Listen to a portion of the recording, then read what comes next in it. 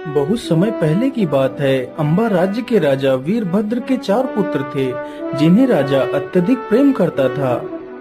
मेरे प्यारे पुत्रों, मुझे तुम पर गर्व है जो तुम लोगों ने इतनी कम उम्र में ही इतनी बड़ी जिम्मेदारी ली है। मेरे पुत्रों, तुम चारों को इस राज्य में हो रही सारी गतिविधियों पर ध्यान देने का कार्य सौंपा जाता है। तुम्हें पूरे राज्य में घूमकर यह पता लगाना है कौन मनुष्य सुखमय है तथा कौन दुखमय है, कौन व्यक्ति क्या कर रहा है और कौन क्या नहीं कर रहा है। ये सारी गतिविधियों पर तुम चारों को ध्यान देना है। जी पिताजी, हम चारों आपकी आज्ञा का पालन करेंगे। पिता की आज्ञा मिलते ही चारों पुत्र राज्य का हाल खबर लेने के लिए निकल पड़ते हैं।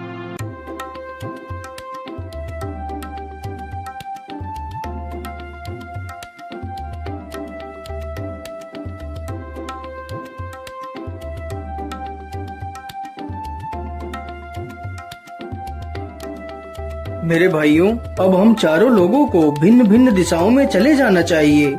जी हाँ बड़े भैया, अब हम लोगों को भिन्न भिन्न दिशाओं में चलना होगा। इतना सोचकर चारों भाई भिन्न भिन्न दिशाओं में चले जाते हैं। बड़े राजकुमार का नाम वीरसेन था।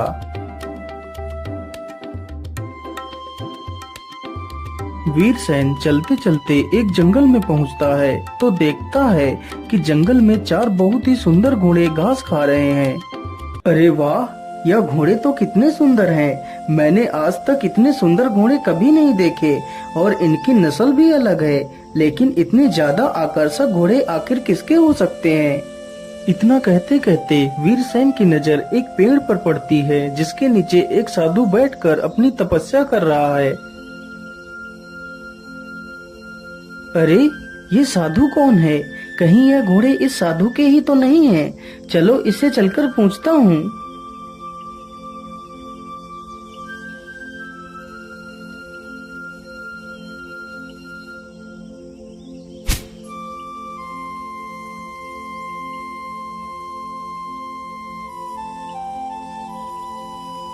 बाबा, आंखें खोलिए बाबा।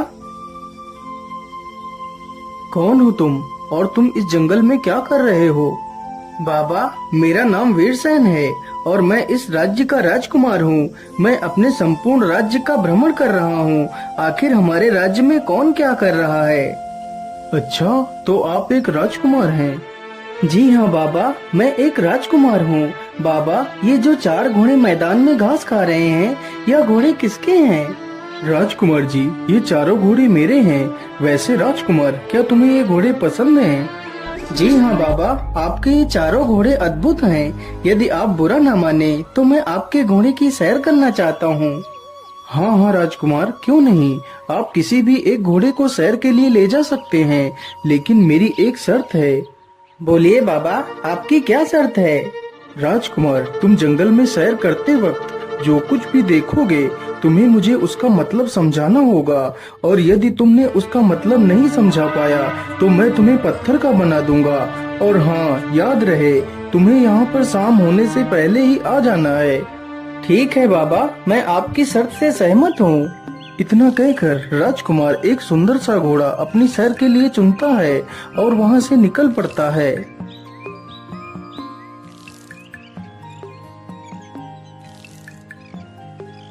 राजकुमार चलते चलते एक विचित्र जंगल में पहुंचता है, जहां राजकुमार देखता है कि पेड़ के ऊपर सब्जियां लगी हुई हैं, जिनकी सुरक्षा कोई जादुई डंडे कर रहे हैं।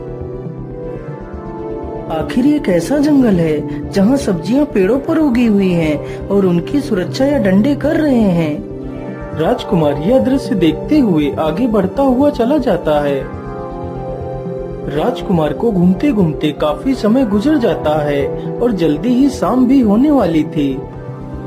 अरे, अब तो जल्दी ही शाम होने वाली है। अब मुझे जल्दी वापस चलना चाहिए। इतना सोचकर राजकुमार वापस चल देता है। राजकुमार चलते चलते उसी जंगल से होकर गुजरता है तो देखता है जो डंडे बनकर सब्जियों की देखरेख कर रहे थे, अब वही डंडे एक हंसिया बनकर उन सब्जियों को काट रहे हैं। अरे, ये क्या? जब मैं यहाँ से गया था तो ये डंडे बनकर इनकी रखवाली कर रहे थे, अब वही डंडे हंसिया बनकर सब्जियों को काट रहे हैं। आखिर ये सब क्या हो रहा है? मुझे तो कुछ भी समझ नहीं आ रहा है। ये सब कुछ देखता हुआ राजकुमार साधु के पास पहुंच जाता है। आइए राजकुमार जी, बोलिए, तुम्हारी सैर कैसी रही और तुमने जंगल में क्या क्या देखा? बाबा, मैंने जंगल में बड़ी ही विचित्र घटनाएं देखी है। फिर राजकुमार ने जंगल में जो कुछ भी देखा था वह सब कुछ साधु को बताता है। अच्छा, तो तुमने जंगल में ये सब कुछ देखा, तो फिर चलो बताओ मुझे, ये सब कुछ देखकर तुम्हें क्या समझ आया? बाबा, मुझे माफ करिए, लेकिन यह सब कुछ देखकर मेरी तो कुछ भी समझ में नहीं आया है। यदि तुम्हें कुछ समझ में नहीं आया है, तो अब तुम्हें शर्त के अनुसार पत्थर बनना पड़ेगा। इतना कहकर साधु उसे एक पत्थर की मूर्ति बना देता है।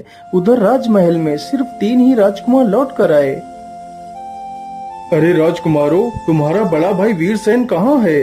वह अभी तक लौटकर क्यों नहीं आया? पिताजी, इसके बारे में तो हमें कुछ भी नहीं पता। हम चारों भाई भिन्न भिन्न दिशाओं में चले गए थे। हो सकता है भैया को आने में अभी कुछ समय और लग जाए। धीरे धीरे पूरी रात गुजर जाती है, लेकिन राजकुमार वापस राजमहल नहीं आता। पुत्रों, रात से सुबह हो गई, लेकिन राजकुमार का तो कोई अता पता ही नहीं है। तुम तीनों जल्दी से जाओ और अपने भाई का पता लगाओ। तीनों भाई फिर से निकल पड़ते हैं और अपने भाई का पता लगाने के लिए भिन्न भिन्न दिशाओं में चले जाते हैं। तभी मंझला राजकुमार वीर प्रताप चलते चलते उसी स्थान पर पहुंच जाता है जहां पर वह चारों घोड़े घास खा रहे थे। राजकुमार वीर प्रताप भी उन घोड़ों की सुंदरता को देखता ही रह जाता है। तभी उसकी नजर उस साधु पर पड़ती है। साधु पर नजर पड़ते ही उसकी नजर बगल में खड़े अपने भाई वीरसेन की प्रतिमा पर पड़ती है। अरे ये क्या? यह प्रतिमा तो हूबहू मेरे बड़े भैया की तरह ही लग रही है। कहीं यह मेरे बड़े भैया ही तो नहीं है? चलो इन बाबा से पूछता हूँ। बाबा, आंखें खोलिए बाबा, मेरी सहायता कीजिए बाबा। कौन हो तुम और तुम्हें क्या मदद चाहिए? बाबा जी, मेरा नाम वीर प्रताप है और मैं अपने बड़े भैया को ढूंढ रहा हूँ। जो आपने यह प्रतिमा रखी हुई है, यह प्रतिमा हूबहू मेरे बड़े भैया की तरह ही है। अच्छा, तो ये तुम्हारा भाई है। इसे मैंने ही पत्थर का बनाया है, क्योंकि इसने मेरे सवालों के जवाब नहीं दिए थे। लेकिन बाबा, आखिर आपने ऐसे क्या सवाल पूछ लिए जो मेरे भाई ने नहीं बता पाए? फिर वह साधु राजकुमार को सारी घटना के बारे में बताता है। यह सुनकर राजकुमार वीर प्रताप हैरान रह जाता है। राजकुमार, तुम दुखी मत हो। यदि तुम चाहो तो मैं तुम्हारे भाई को फिर से जीवित कर सकता हूँ। हाँ हाँ बाबा, मैं यही चाहता हूँ कि आप जल्दी से मेरे भाई को ठीक कर दीजिए। हाँ हाँ राजकुमार, मैं तुम्हारे भाई को जरूर ठीक कर सकता हूँ, लेकिन एक शर्त पर। तुम्हें भी मेरे सवालों का जवाब देना होगा। लेकिन बाबा, मैं तुम्हारे सवालों का जवाब भला कैसे दे सकता हूँ? मैंने तो उस दृश्य को अपनी आंखों से देखा ही नहीं है। राजकुमार जी, इसमें देरी किस बात की? आप मेरे एक घोड़े को ले जा सकते हैं और खुद अपनी आंखों से जाकर देख सकते हैं। तुम्हें उस जंगल में क्या क्या दिखाई देता है, तुम्हें उसका सारा वृत्तांत मुझे समझाना होगा। यदि तुम मुझे उस दृश्य को समझाने में असमर्थ रहे, तो तुम्हें भी पत्थर का बनना पड़ेगा। हे भगवान, और तो कोई दूसरा रास्ता भी नहीं है मेरे भाई को बचाने के लिए। मैं ऐसा करता हूँ, इसकी शर्त को मान लेता हूँ। ठीक है बाबा, मैं आपकी शर्त से सहमत हूँ। इतना कहकर राजकुमार एक घोड़े पर सवार होता है और वहाँ से निकल पड़ता है। राजकुमार चलते चलते उसी जंगल से होकर गुजरता है तो देखता है कि एक नवजात बछिया, जिसने कुछ देर पहले ही जन्म लिया है, वह अपनी माता को स्वयं का दूध पिला रही है। अरे, ये मैं क्या देख रहा हूँ? एक नवजात बछिया जिसने कुछ देर पहले ही जन्म लिया है, वो अपनी माता को ही दूध पिला रही है। ये कैसे हो सकता है? ये दृश्य देखकर राजकुमार को कुछ